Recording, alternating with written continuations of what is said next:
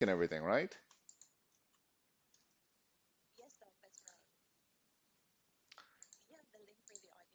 Yes, yes.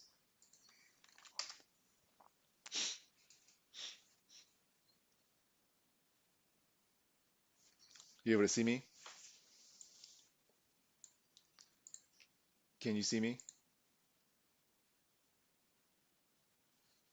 Hey, Ann, can you see me? I can't hear you. You're muted. Okay. All right. Make sure you are unmute. You stay unmute because you need to be talking to me to walk me through if there's anything else I need to be asking him. So you stay unmute. I'll be muted on Skype, but then you stay unmuted because I don't mind you talking in my ear or the fact that I hear you talking. I mean, that's the key.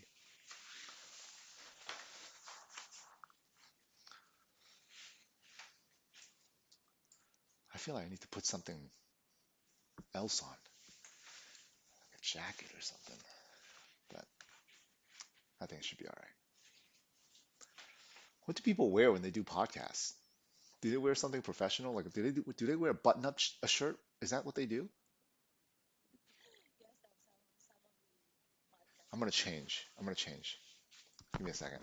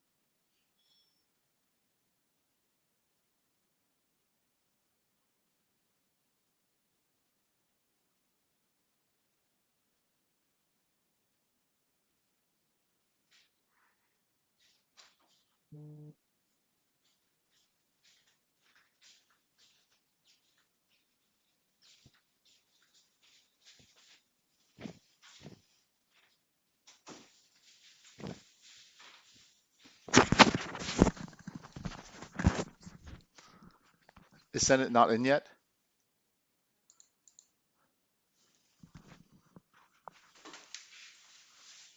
How do I send it to him as a guest? Copy the link, send it to him as a guest.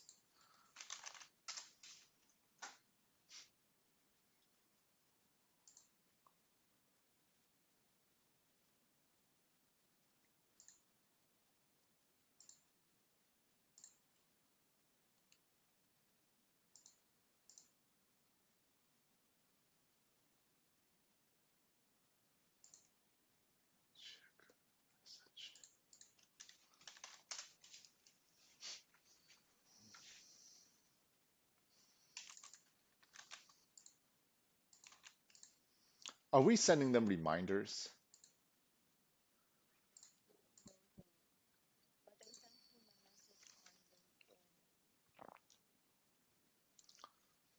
You sent them a message on LinkedIn? Oh shit, let's see, he just texted me. I don't have a login. Can you resend it to me? Can you resend it to his LinkedIn real quick?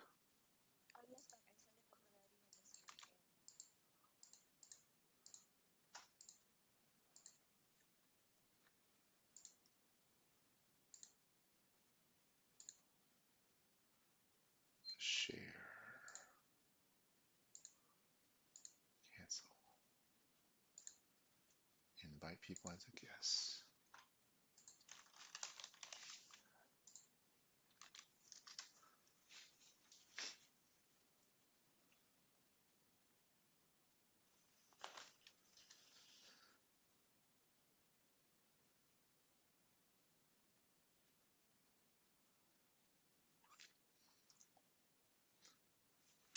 Okay, he said it just came in.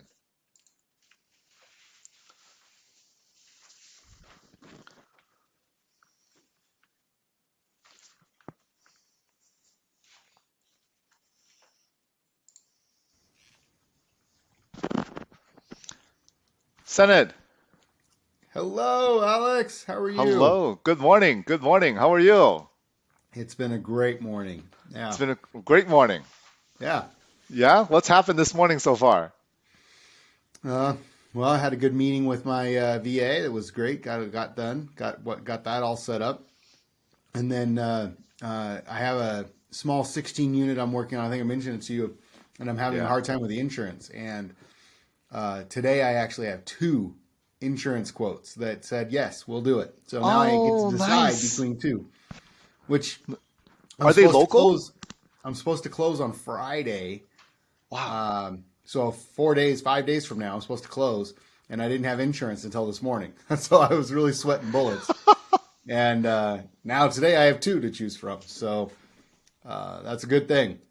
That's a great thing. Are the insurance local or are they from somewhere else? One is local. It's actually the Okay. insurance company that's currently insuring it, and they're like, "Yeah, we'll keep insuring it." The other one is a Oh, broker, actually from Oklahoma that I use on my Oklahoma deals, and they went to a national company, Nationwide, uh, and Nationwide said they'd insure it. So okay. yeah, Well, it's there you exciting. go. Yeah, Yes. That's what made it a great morning. yeah, that's the biggest thing. Yeah, and so now I'm really trying to decide which one to go with, which is again a good problem to have. It's a lot better than the other way around. So Right. What are the deciding factors? well, um, price really isn't a deciding factor for me because they're going to be within a few $100s probably of each other. Yeah. The biggest thing for me is going to be reputation, my own reputation with the people, and then also my confidence that it'll actually go through, right? Because the last thing I want is to say yes to one and then come Friday when it's time to close, have it not go through for some reason, right? Mm, That would be horrible. right. So the confidence that it'll close is my number one. Awesome. That's great. Yeah, Well, yeah, Senate, thank you for hopping on, man. I really appreciate it today. yeah. I'm looking forward to this. Yeah, It's going to be a lot of fun. it will be. I want you to, I mean, you feel free, you tell your story because the goal of our podcast, Life by Design, is looking at how each person has really designed the life that they have right now. And I know you have put a lot of thought into your life, step by step, and knowing you this whole past year and a few months, everything Senate does is like it's methodical. It's not random. Mhm. So I like to, have you talk about that and then anything that you want to talk about your life. I usually start off by asking you how you got started and then maybe you talk about, I might ask what Senate was like in high school, you know? All right. And yeah, we go back a few years, right? How did that develop and where did that come from? And the story that you shared about your mom and the money and the pennies, that was a that hit home for me, you know, and I believe that relates to a lot of people, Senate as well. So feel free to share anything, and then we talk about family, right? And of course the real estate and the investment in real estate, what you're doing with that, and go from there. So Got it. yeah, Okay. yeah. And how long are they about? How long are your episodes? Usually about 30 to 45 Got it. minutes.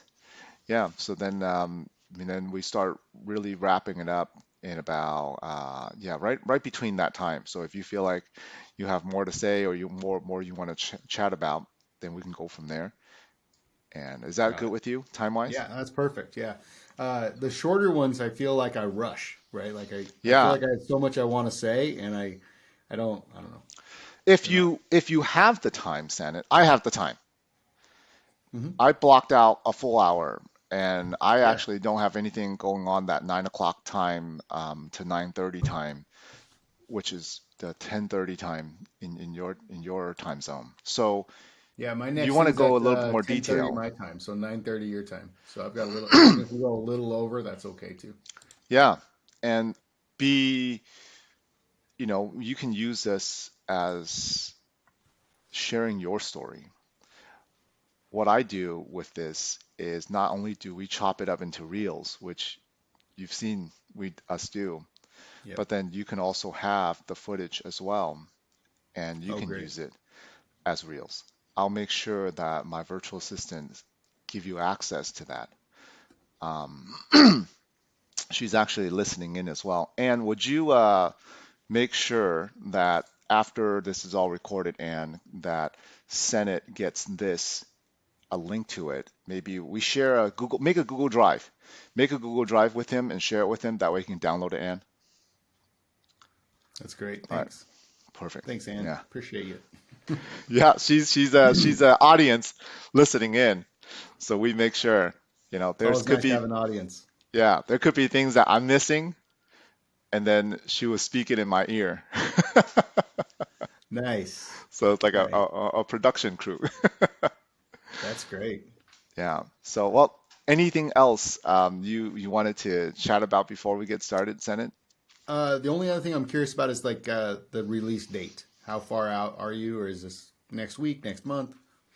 And how far are we?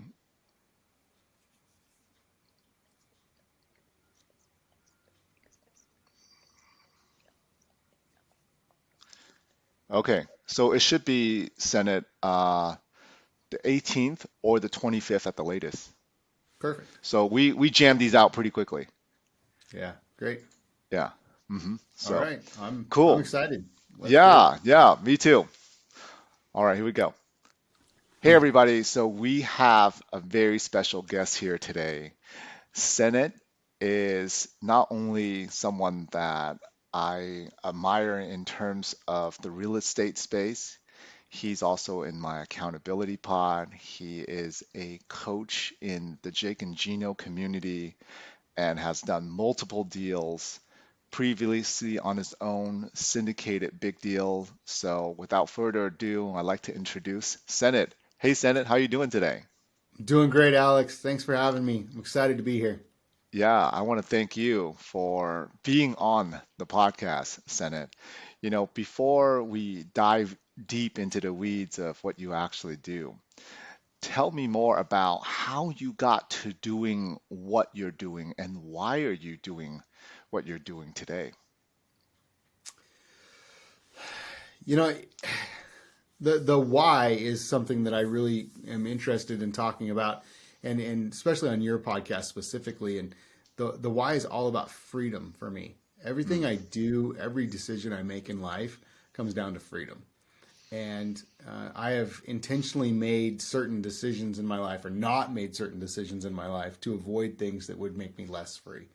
I want to be free with my money. I want to be free with my health. I want to be free with my time. I want to be free with my location. Everything about that comes down to freedom. But I didn't, obviously didn't start there. There were times in my life where I was the opposite of free, which is exactly what I want to avoid. Right. mm. So you can go back into the history of my life. I can tell you 4 or 5 times that really stick out that I couldn't make my own decisions, and that's something I never want to have again. What, when you say, a lot of times when someone tells me they want freedom, right? Hmm. And it's exactly what you said is there were times in your life where you felt like you didn't have the freedom. Give us a little bit more detail, if you will, on the specifics. And not, you don't have to say all four or five, right? Yeah, sure. But the one or two that were the most impactful in your life, where every time maybe there's a struggle or there is a obstacle, you think back to that one event and you tell yourself, because of that, this is why we got to go for it. Like, what would that event be? Yeah.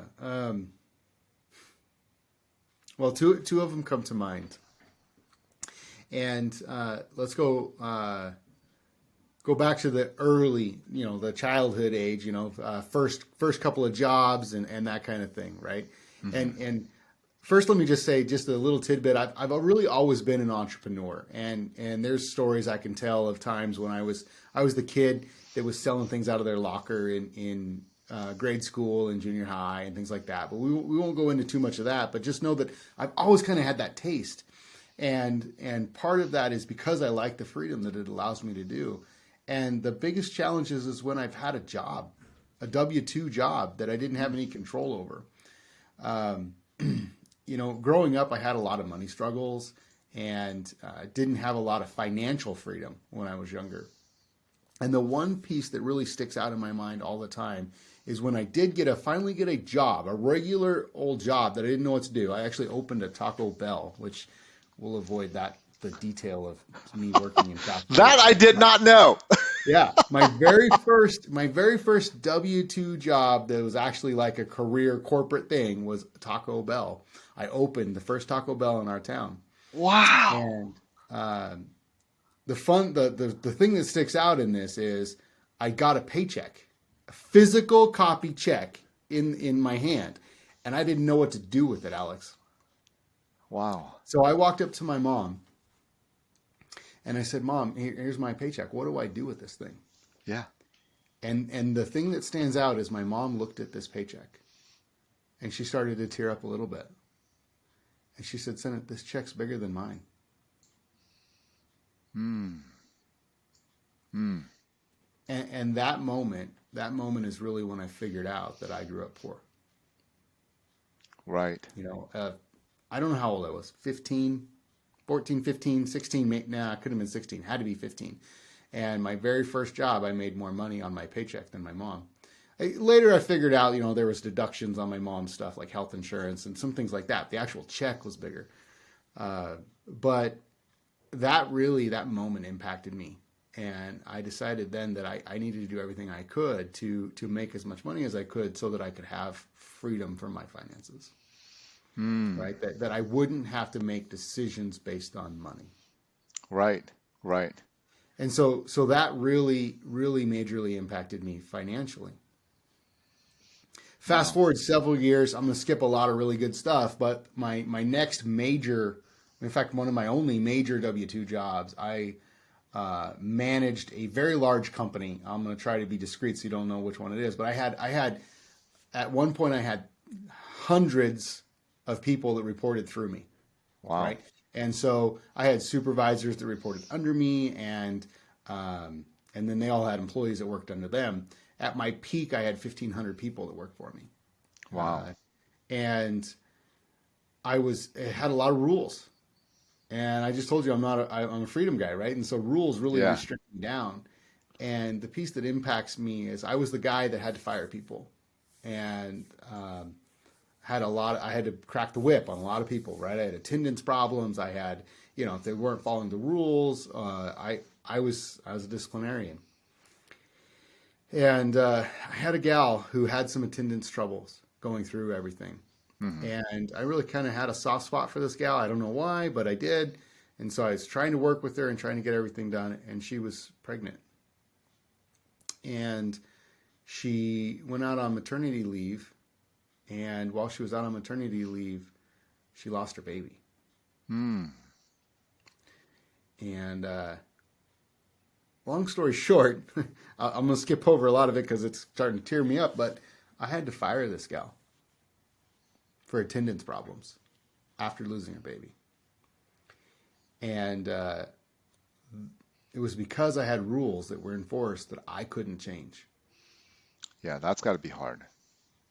And at the end of the day, I walked up to my boss and said, I'm not going to do this. And he said, "Well, you fire her, or I'm going to fire you, and then I'll fire her." So, I mean, I was stuck, right? Right. And that moment is really when I decided I'm going to leave that job, and leave corporate America again. And so, because I couldn't be in a situation where I was forced to do something that didn't align with my values. And Right. so, again, freedom, right? Right. And I will imagine that there's a lot of people out there that are listening into this, and a lot of people in the world where they become disengaged at work. I believe that number is two-thirds of the people in America working. Employees get disengaged. And a big part of it is because what they're doing doesn't align with their values. Is not what they believe in. Doesn't align with their mission, vision, and core values of their life because it makes them feel like they're doing someone else's vision and not their own, Yeah. right? At what point, Senate, in your life, did you develop a vision? Like, did you come out of school after that first check, 14, 15, and says, this is what I want to do with my life? Or how did you figure out that? Did high school have an impact? I mean, what was Senate like in high school and going through college? I mean, what were the key things? Because there are certain key things that must have impacted your life that can steer us. If you think about one way versus another, right? You're at a Y intersection and you took one side versus the other, and that could completely change the life that you have today. What are some of those key points? Yeah. I definitely wasn't the same guy that I am today in high school. Um, in fact, in school. I was really shy. I was an introvert. And in fact, I guess technically, if you really want to classify me, I technically still am. Mm, I force myself to get out of my comfort zone, and get out there and talk to people, and nobody would believe that I'm an introvert, but I guess technically I am. In high school, I was the young kid that always wore black, wore the hat over his eyes, kind of tried to blend in, wallflower. In fact, there's one time I was at a school dance, and I was quite literally the wallflower, right over on the wall, avoiding everybody, didn't want to talk to anybody. I can distinctly remember this moment in my life where I was there for an hour, and I don't know that I talked to a single soul, mm, and then I left. And because of that, I was the kid that kind of got in trouble. Went through ups and downs in the legal industry when I was younger, which is another thing that really I learned from. Right, I don't right? ever want to get in trouble with the law because of freedom. Right, the worst thing I could ever imagine is going to prison. You know, that is the opposite of the life that I want. And Right. so I experienced a little bit of that when I was a kid. But really, um, where the vision came was I started getting into self development, personal development, shortly about the time that high school graduation came. And the way I got into it actually was through network marketing. Mm, I'm I'm a proud network marketer in the very beginning stages of my life. I was very good at it. I'm a big believer in network marketing. I think that there's a lot of good companies out there. There's a lot of not good companies out there too, right? So you got to mm, make sure and be careful. But the biggest reason that I'm such a fan of it is because the good ones will pour into you and help you become the best version of yourself. And that's exactly what happened to me. I don't know. I've now there were two really big companies in my life that I was involved in that industry, and both of them really pushed personal development, and I soaked it up. I became a personal development junkie. Right? I love it. If you talk about vacations or entertainment or any of that kind of stuff, personal development is my education of choice or vacation of choice. You can see from all these books up here, yeah, and I yeah. can write them all, cover to cover, line by line. But what I do is I go and I find the key points for each one, and I, take away what needs to be taken from each one. And when that happened, that's really what helped me figure out, who I am, what I want in life, what I don't want in life. And I'm still striving to be that today. I'm trying to find that ultimate version of myself. At the end of the day, that's the number one thing that drives every decision I have. All my core values, the reason I want the freedom is to figure out me, the pinnacle of me. Yeah, one of my mentors that I follow really closely is Ed Milet. Hmm. Actually known of Ed for well over a decade now, and he has a story that he talks about where his version of heaven is when he walks, through the gates and God introduces him to someone, and that he says, Ed, I want to introduce you to my version of Ed, my dream version, the ideal self. Mm. This is God's perfect image of who you could have become on earth. And to Mm. him, heaven is, he knows that person and he's a perfect match with that person. And Wow. hell is the opposite. Hell is the opposite, where that person is a perfect stranger, doesn't know him at all. Wow. Wow. And so that really impacted me a lot. And that's really what I'm striving to do, is to try to get better every day. That's awesome. Wow. That's such a deep way of thinking about it. At what point, Sened, through your personal development, did you start finding who you were or who you could become? Was there like a confusing moment at the beginning where you thought, wow, am I trying to be this person? Am I trying to be that person? Because within a lot of online influence, it's hard, even for myself, Mm-hmm. right? And this is probably why I'm asking this question, Sure. is I'm trying to figure out who I want to be and the person that I want to be. What was that journey like? Yeah. So to me, it's there's a famous internet picture of a statue that's carving itself, and it's like a piece of stone, and inside of it is a human being, and the human being is like literally chipping away at the stone, and to me that's a lot like what that process is. And to do that, I did exactly the kind of things that you're talking about. I would find someone that I liked, and I would try it on for size, is a good way to put it, right? Yeah. So there's a lot of online influencers that have impacted me, and that I are indeed from, rip off and duplicate. We can talk about some of the big ones that are out there, like Gary Vaynerchuk. I tried that for a minute. I tried to be that, really fast talker that was trying to push out tons and tons of content. I don't even remember what it is, 40 a day or whatever he says it is. And I quickly learned, right? I'm not that guy. I'm just not. Same thing happened with Grant Cardone. When I first discovered Grant Cardone and the 10x rule and all the things that he had, I thought he would like walked on water. I thought it was absolutely amazing. And I tried all that with my team and really tried that persona on and really pushing really, really hard. And I quickly also learned that that's not freedom for me either, right? Finding, trying to be like someone else is not what works for me.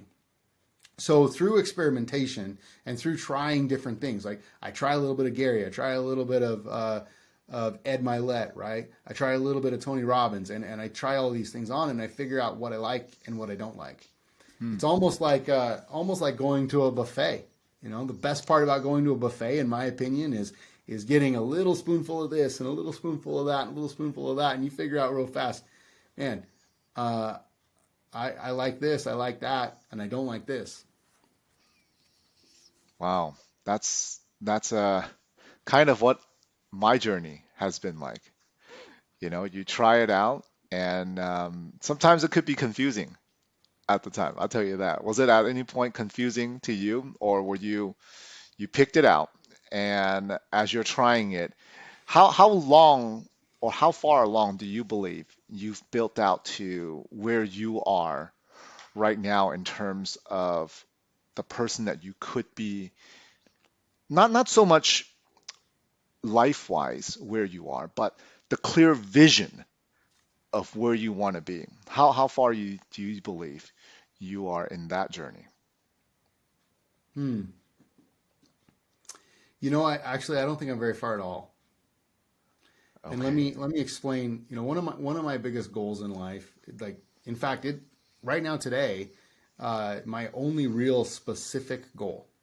Okay, so I've got something I'm striving for, and if anybody knows Tony Robbins is like the peak performance person right now. He's the ideal personal development guru right now on stage, right? That everybody follows, and he's got a thing called the Platinum Partnership. Hmm.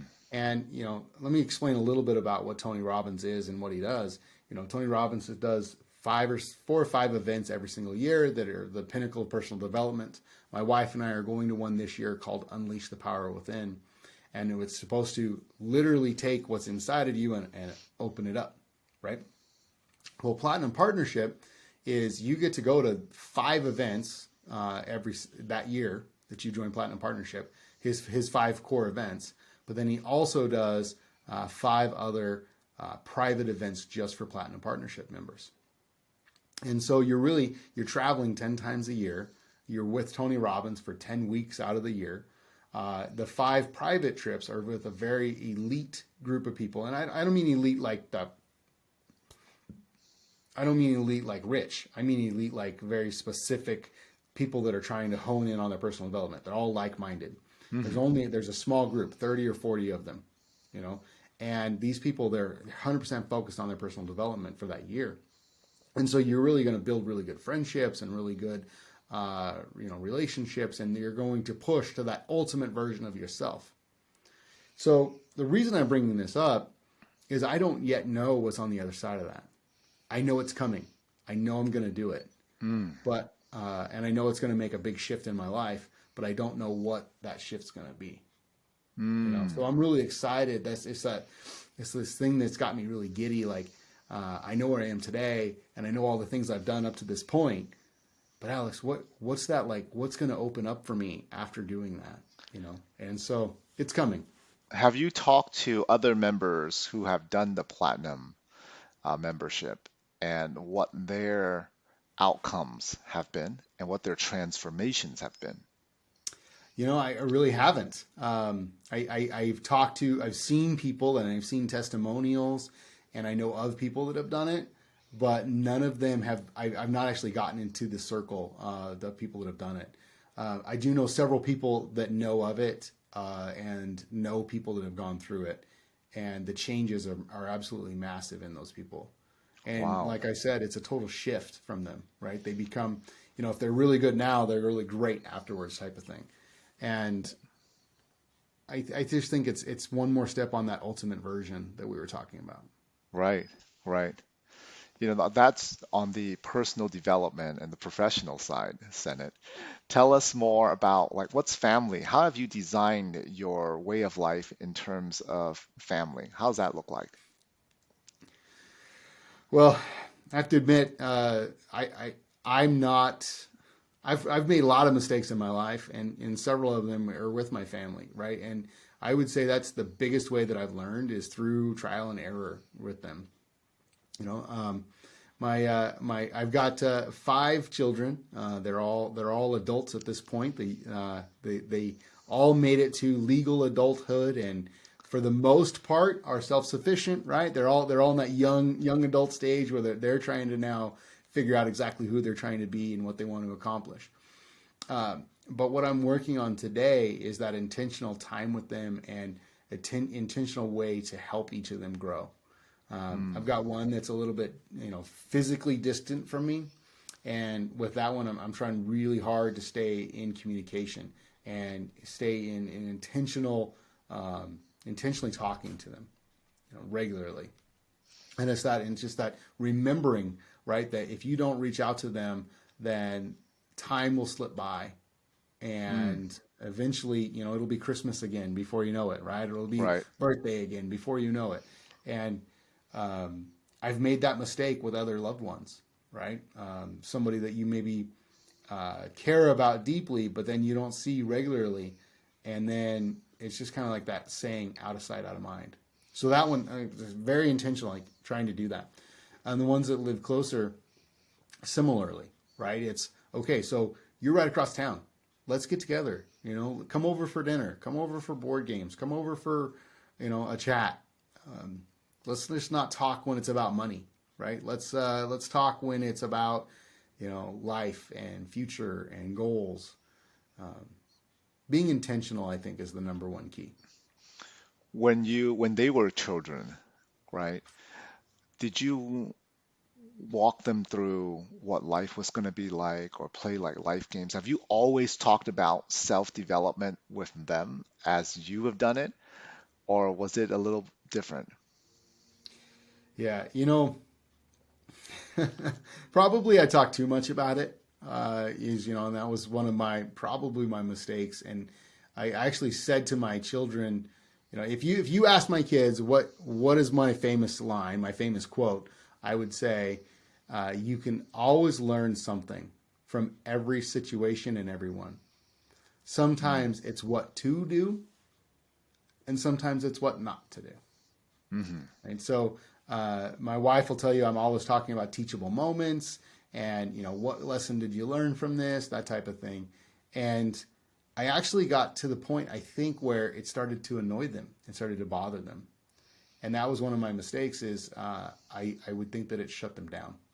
Right. And Right. so I would say in hindsight, if I had it all to do over again, I would try to figure out ways to do it more subtly. So Mm, I was almost too much in their face about it. right. But it's hard not to be, right? When you're all about it, it's I I would think where with my 10-year-old, right, there are times where I would be interface about a lesson and really get to it. But at the same time, you see it in her eyes that she's like, oh God, here we go again. You know, I'm still trying to figure out how to make it, how to intentionally make it so that she absorbs it, but not Mhm. get to the point where she's like, oh my God, Yeah. because kids do that. Oh, yeah. Well, so a couple things about it. So number one, I can see that the lessons I was teaching have sunk in. Now that they're adults and they're out there Mm, living the life, I can see the things I was trying to teach that did sink in, right? So I can see them doing it, seeing them make the actions. I've had my sister said to one of them, "Man, you sound just like your dad," which I personally took as a compliment, right? yeah. Be like, But yes, I did my part. yeah, exactly. I guess what I would say is I would try to figure out a way to make it more like a game. Think about the game, the cash. What is it called? Cash flow, right? It's Yeah. a lot very similar. The game cash flow is a lot like the book Cash Flow Quadrant, right? Hmm. But it teaches the concepts through play, and so it's a little bit less in your face. Mm, Very similar lessons though, right? So, I'm no expert on this. I did not do it well. I'm just telling you, I would try to figure out a way to do it without doing it so intentionally. One thing I like that you're doing, Alex, and that I've really thought that is great for you is to bring your daughter to the events that you're doing, hmm. exposure. Bring them to multifamily events, bring them to personal development events, and get them around those people that are growing so quickly and doing all the things. And I think what you're doing with that is great. Yeah, because I just wanted to have her there.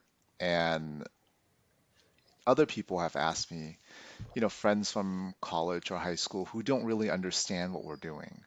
They'll ask, why does she go? Does she just sit there and she's just so bored? I said, well, she has her coloring books, she has her books. I said, all I need for her to do is once in a while look up for 5 minutes, Mm-hmm. you see. And that's all I want her to do is to watch her pay attention for that moment of time and just to see her brain going, huh, this is interesting. Of all people, I tell you, when we were at Byright earlier last year, it was Bill Ham that caught her attention, And I said, "What is it about him?" She says, "I don't know. He speaks kind of funny, you know." He is kind of funny. Yeah. Right, right. And I was like, "Wow," and that caught her attention, Yeah, So for you sure. you never know, right? Well, and even just hearing the conversations, right? Like I love talking to people when I can have a conversation about numbers with multiple commas in them, Hmm. and they don't get nervous or they don't get scared, right? And so elevating that consciousness to it's not weird to talk about money, or it's not weird to talk about, um, you know, future or goals or big dreams. I see. I'm the guy. I'm the guy, Alex. You and I could talk about any topic, right? There is Hmm. not a single topic in my life that's taboo, Right. and a lot of people aren't like that. A lot of people have so many things that are off limits that you can't talk about, and it's mainly because they're not comfortable with themselves in that arena. You Mm. know, they're not comfortable with how they will respond or what they think. You know, to Right. me, I'm comfortable with who I am, and I can talk about anything you want. Was there a period of time where you weren't comfortable and you had a shift where you said, you know what, I need to be comfortable? Yeah. Yeah, actually, so the shift for me, the thing that got me comfortable in that, I actually took a course, Dale Carnegie's "How to Win Friends and Influence People" course. Mm. So I read the book and all that kind of thing beforehand, but this course was phenomenal. It was I think 10 weeks long, and for every Wednesday for 10 weeks, I would go to this course with a group of 20 other people, and we would go through one section of that book, but not just read it like a book club. Like we had homework to do, and we were acting on those lessons, and I had to be very introspective about a lot of different things, and that's what really shifted my ability going through that. That was a pivotal part of my personal development. And because of that event, I've fallen in love with those types of courses, and I'm always out there looking for new ones. How much time do you think every year you spend on courses or events that you've gone to for personal development? Interesting. I would say it's at least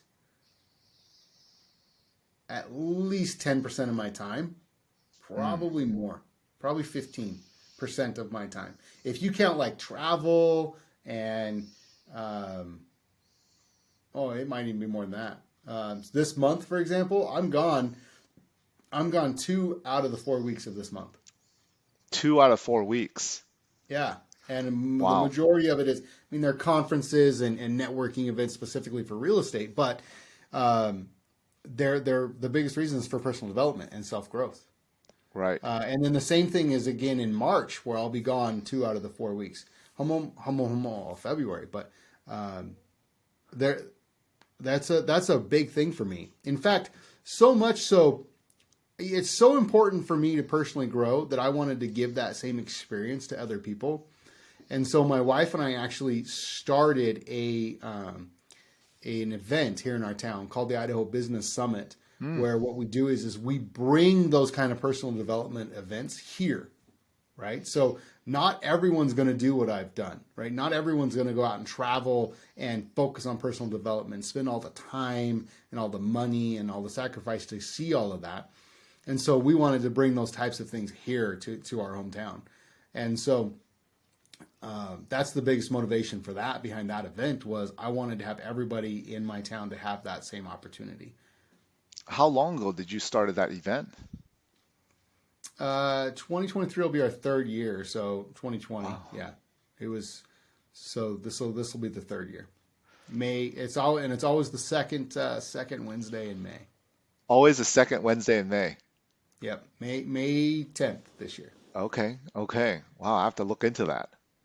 That's Yeah, very, we've got great speakers we bring in. Luke Wren's coming this year. wow.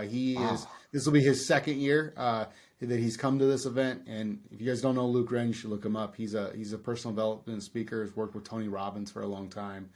Um, big inspirational guy. That's awesome. That's awesome that you host your own event. Man, it's you go through your journey, and at what point, Senate? I know that real estate is such a big thing for you.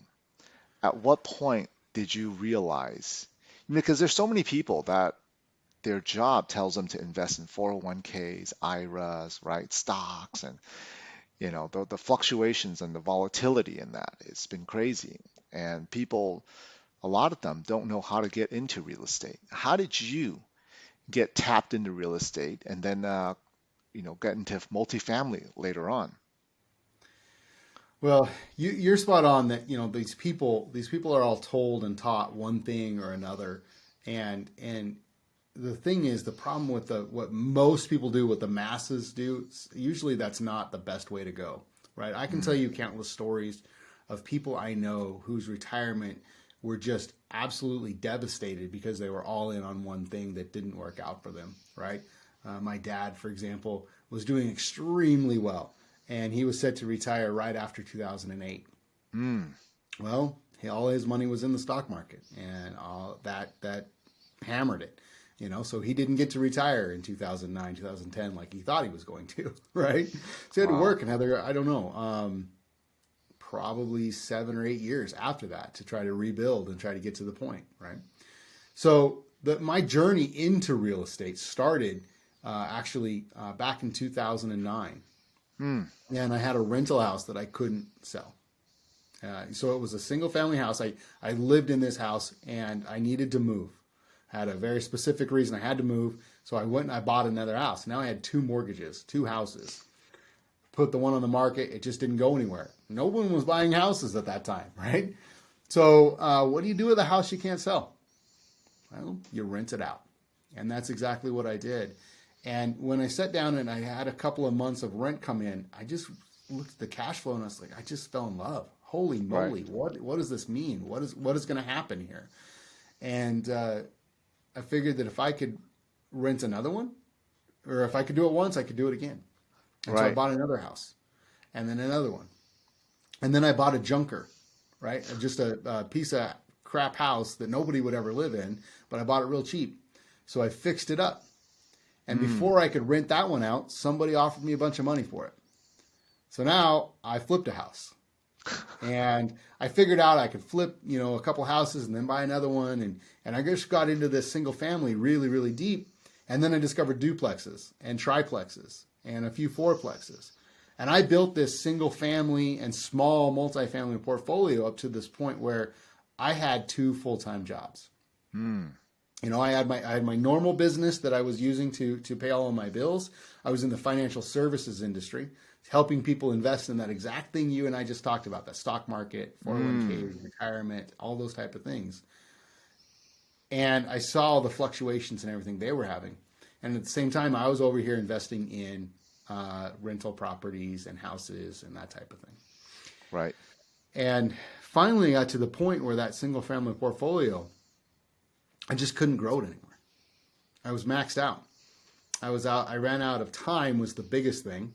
Was not fitting my freedom goal, right? Hmm. Also, I couldn't scale anymore because I ran out of capital, Mm, and most importantly, I ran out of lenders. There's so many rules when you're in the single family space about how many loans you can have, and how much you have to put down, and all these different regulations. And so I needed to do something different. And so I started researching commercial real estate. And I mm, spent a lot of time learning everything I could possibly learn about commercial real estate. I mm, looked at triple net. I looked at uh, apartments. I looked at assisted living. I looked at storage units. You name it, I probably looked at it. Some things I looked at for 2 weeks. Some things I looked at for 2 months and to try to learn. And apartments really made the most sense to me because I had all of that previous rental experience. mm. And so that's when I decided to go full into multifamily. And I joined Jake and Gino and really started researching everything I could possibly do. And that's when I decided to sell all of my single family portfolio and move it into multifamily. Wow. And I've been gung ho on that ever since. When I discovered that I could now take a multifamily asset and do what's called a syndication, where I could now pool people's money and take it out of something that I really didn't believe in, like the stock market. As I mentioned earlier, I was selling stock investing before, and I can now take that same skill set and help people invest in something I really believe in, which is real estate. Mm, I really, really fell in love with syndication, and and that's been my focus ever since. Was taking a really big building, right, that nobody can buy on their own. Well, most people can't buy on their own. Let's be real, and taking that out there to the masses, where almost anybody can now own a piece of this building. mm. And I just adore giving that opportunity to everybody. Just the other day, 2 days ago, I was talking to somebody and they said to me, there's no way I can ever invest in a building like that. And I said, well, you want to bet? And so we actually sat down and we talked about all the details. And yeah, this person's barely going to be able to meet the minimums, but they're going to be able to meet the minimums and they're going to be able to invest. And it totally blew their mind. Right. That's the big thing that a lot of people don't realize real estate investing is they believe that they have to go out and take down a building on their own, Hmm. but not realizing. And then because some people believe that it's so unreachable, they don't even dive in Yeah. to what is possible because they already put a wall up and says, you know what, that's not for me. That's for all the big corporate guys out there. Yeah, exactly. And I think that's the biggest problem we have as syndicators is educating the masses on the opportunities that exist. You Hmm. know, now it's not for everybody, right? You need to have some sophistication and some assets and that type of thing. But if anybody can learn it, right? Anybody can take the time and learn, and that's something I'm really focused on is teaching that. So Mm. this year, I actually launched a course on my website. It's Real Estate Investing 101. For specifically how does somebody become a passive investor? How does Oh, wow. somebody invest into the things that I'm working on? And that's my number one goal for this year is to educate people and to spread the word on what it takes, how to do it, that anybody can do it, right? Is that a course that you put together that anyone can take, or do they have to have a certain level of sophistication already? Yeah, no, anybody can take it, right? They just go to my website and under resources, it's Investing 101 course, and it's Okay, all the information is right there. cool. And I'm going to continually pump out more and more resources on that website just to educate anybody. Anybody can do it. So what you're saying is, say if someone who's investing in IRAs and 401ks, and they thought about it, they don't know what it's like. They go to your website. What's your website, Senate? It's senateskridge.com. Okay, and we'll put that in the details. And they go on there, and what do? They just put in their emails. What's the monthly fee? It's like a few $100s, or what's that like?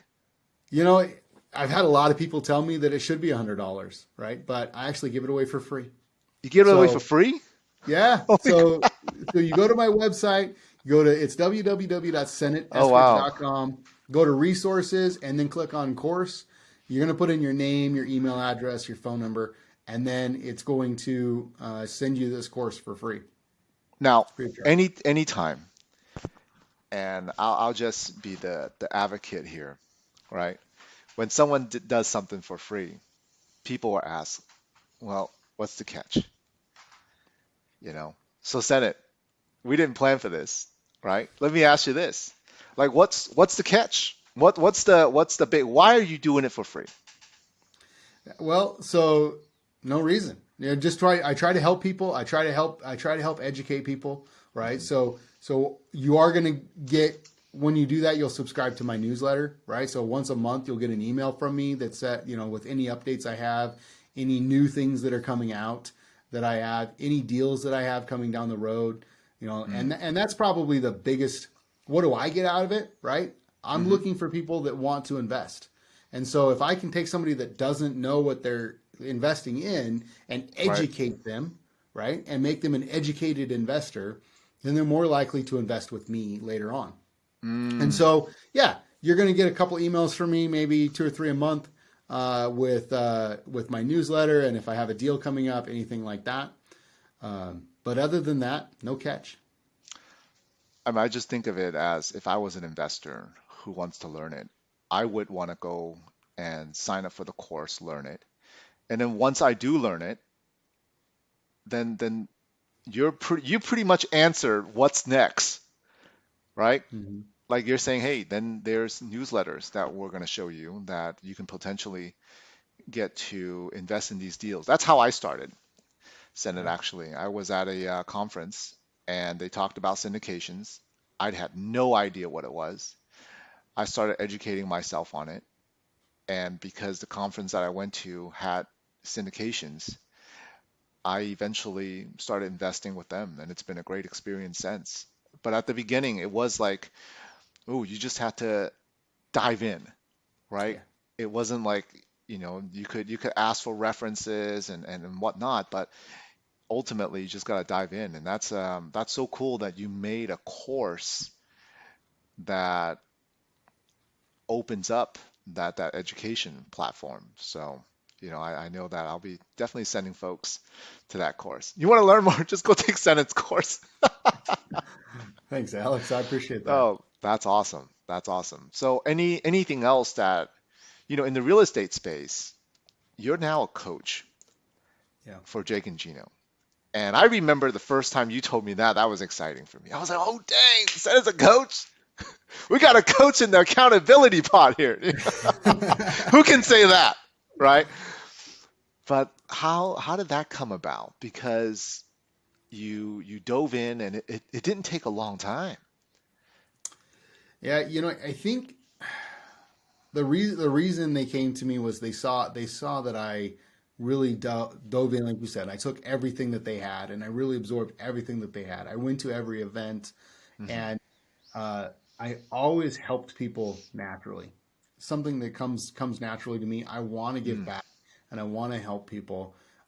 I'm the guy that holds the door when he can. Like somebody that I'll sometimes wait a little too long because I'm the guy holding the door, and kind of regret. Oh, they're going a little slower than I thought. Right? They're further away, but I want to give that opportunity to help people. And so naturally, I was already helping people. I was the guy that would welcome everybody into the group, and I would set up calls with them and give as much value as I possibly could. And there's actually a really great book that really aligns with that value to me. It's called The Go Giver. And I realized when I read that book that this is a natural thing for me. Mm. But the more you give, right, the more you're going to get in life. Hmm. And um, maybe not directly from the person, right? Like I help you, Alex, and do something for you. Maybe you don't in turn do something directly back for me, but I do believe that you'll get it down the road. And I don't care if you call it karma or if you call it God or you call it the universe or whatever you want to call it. The more you give, the more you get. Yeah. And I always believed that, and so I think they saw that in me, right? And Mm. so when they came to me and asked me, hey, do you want to be a coach for our group?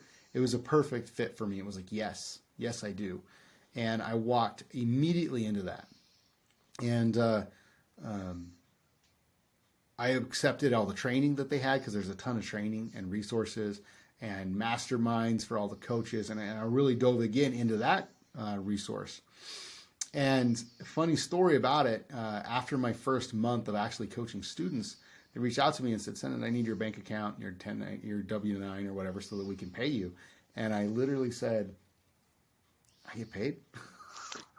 It's the paid position?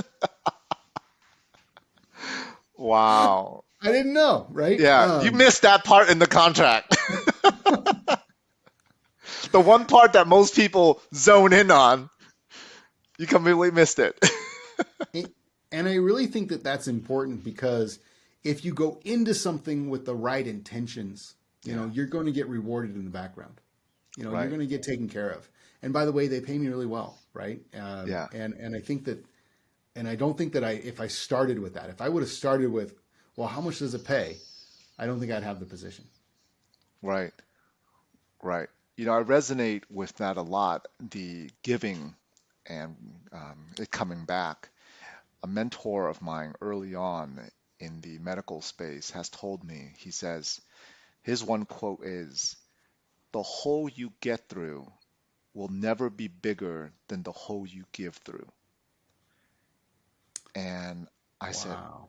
I didn't understand what he was saying at the beginning. He says, let that sink in for a moment because it was at a point in time where practice was definitely more of a struggle. And I said, man, I feel like I'm just giving and giving and giving, and it doesn't seem like monetarily it's coming back. And that's when he threw that quote at me. And he says, it may take time. but the patience, he's like, your generation don't have patience. You know what he said to me? He says, you guys get everything so instant. You know, the instant gratification. He says, just look at the microwave, for example. That's so instant. And you could never heat things up that quickly back in the day. And he says, yeah, it's look at that. And I took that to heart. So I resonate 100% with that sentiment. Yeah. It's awesome. I love Is that there, quote. yeah, Yeah. yeah. It's, are you working on anything else? Anything else in your life besides the Tony Robbins, the coaching Jake and Gino, the self-development, the syndications that you're working on, right? Anything else that has been big that you've been working on that you like to share? We really kind of went full circle on everything. This year, it's really about getting the message out and educating the masses.